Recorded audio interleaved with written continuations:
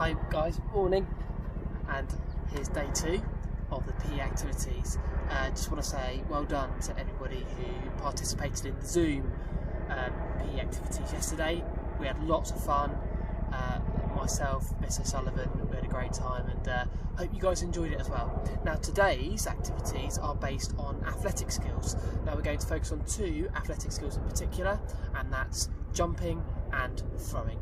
Okay, so the first part of today's activity is jumping. So what you will need before you start are 9 lily pads. Now I've got 9 spots that I'm going to use, but basically what they need to be is try and get them as flat as you can, and they're soft to land on, and they're going to be really safe to land on as well. Okay, so once you've done that and you've got yourself 9 lily pads, you're going to put 3 to 5 of them out in a straight line, and you're going to jump from one end to the other. Okay, let me show you.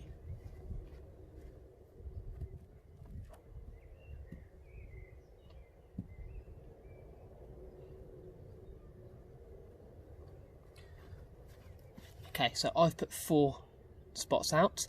You can put as many as you want out in a straight line. I'd recommend 3 to 5 though to start off with. Okay, so you're going to jump from one end to the other.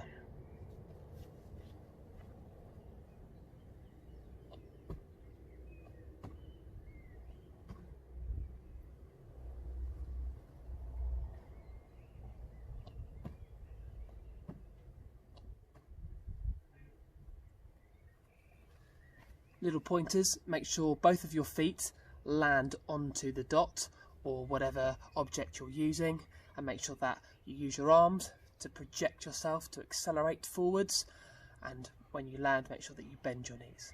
Okay, now you can make that harder for yourself by varying what types of jump you can do. So you can go from 2 feet to land on 1 foot, you can go from 1 foot to 1 foot, you can go from 1 foot to 2 foot, you can go from 1 foot to 1 foot.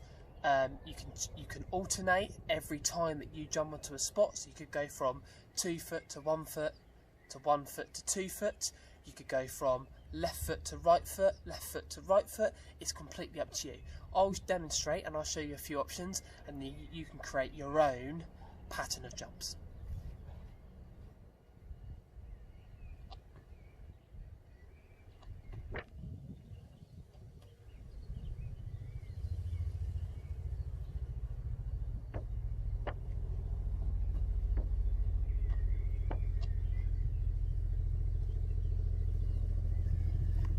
Once you've practiced all those different types of jumps, for the next part, you can change the direction that you're facing in when you jump.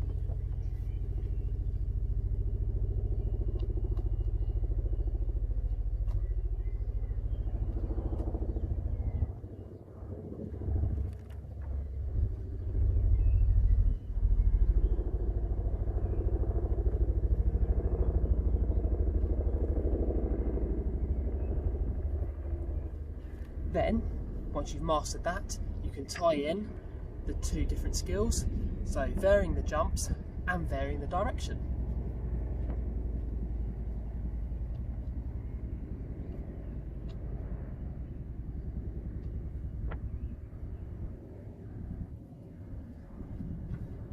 Once you've done that, then what we can do, every time we jump, we can perform a different gymnastic shape.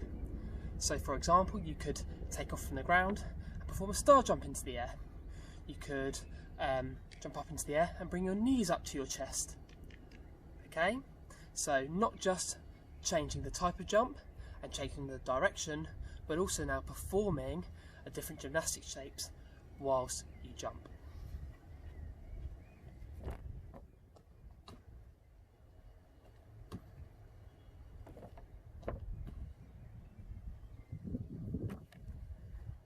Now, work at your level, make it as hard or as easy as you like, it's completely up to you, but really important that you use those 3 different things when you are jumping in your sequence. Okay? Okay guys, so second part, still working on jumping, this time, as you can see, I've made a different pattern, but using all 9 of my lily pads. Okay. Now, what that's going to do for me is that I'm going to change the course, so I can go now from left to right, or right to left. I can go forwards, I can go backwards, but I'm still going from one end to the other. Okay.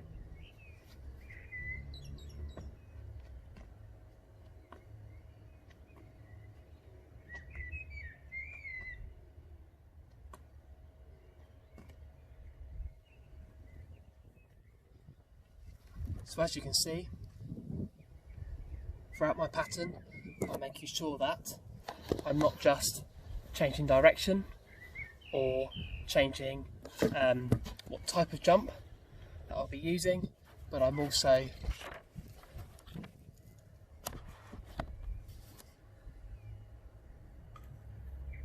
okay. So once you're comfortable and you've given it a few goes, changing the different patterns, so I don't mind whether you have a big rectangle or you made a triangular shape. You can do whatever you like, whatever patterns, whatever jumping patterns you want to make. It's completely up to you. Okay, so the next part, to make it even more challenging for yourself, is to add in obstacles to jump over as well.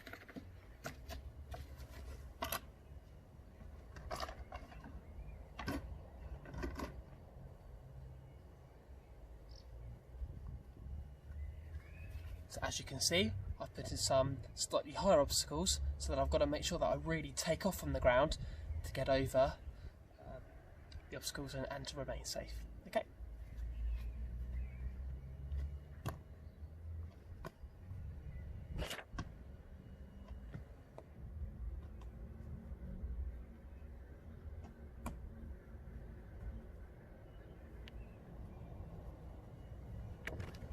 So, I've added in obstacles, I've increased the challenge, I've made the route different, but I'm also practicing the different jumping techniques, the changing the direction of my jumps as well, and making sure that I'm using my arms to project myself off the ground and bend my knees when I land. Okay, give that a go. Okay, so now what I've done is I've put all of my 9 lily pads into a grid. Okay, grid of 3 by 3. Now what I would want you to do is get used to jumping from one end to the other, creating your own different patterns using the different jumping techniques and changing direction, but then I want your to ask your parents or sibling to draw you a route like this. You can see that that's the start and that's the finish. Now this is now a game, so you'd start on where your sibling or your parent wants you to start, and then you've got to try and guess the route that they want you to take to get from one end to the other successfully. Now if you land on a lily pad, which is part of their route, then you stay afloat. If you make the wrong move and you land on a lily pad that isn't on their route, you end up splashing into the river or the pond or wherever it is. Okay, and you have to start from the beginning again. Okay, so the idea of the game is to get from one end to the other, trying to guess and follow their route.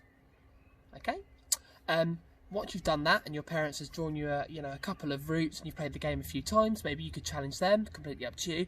Then there's always a challenge. You can make it harder for yourself by adding some obstacles.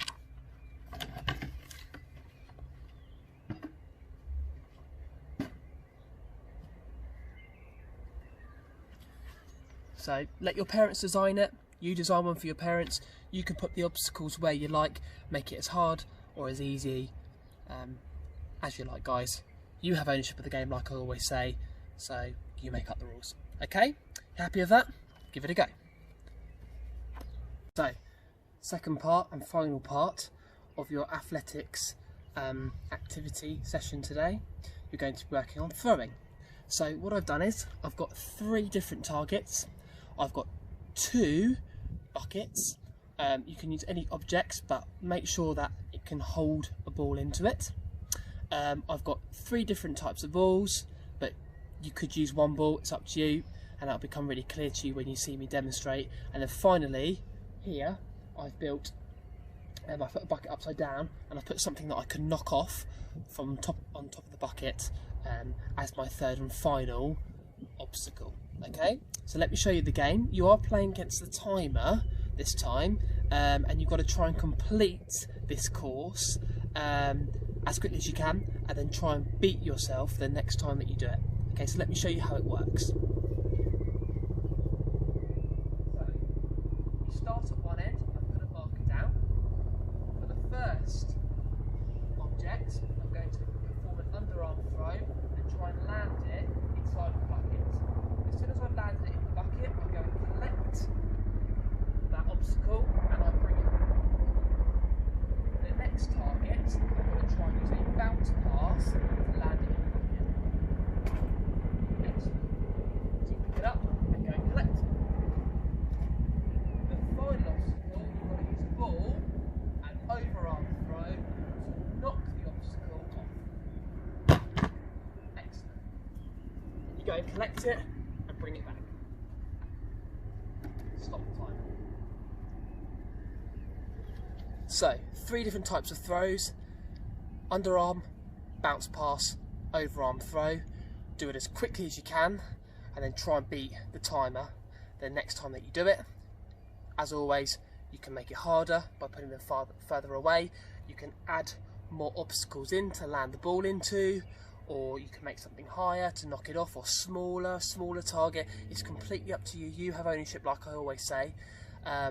Enjoy that one, guys, and try and beat the clock. Good luck.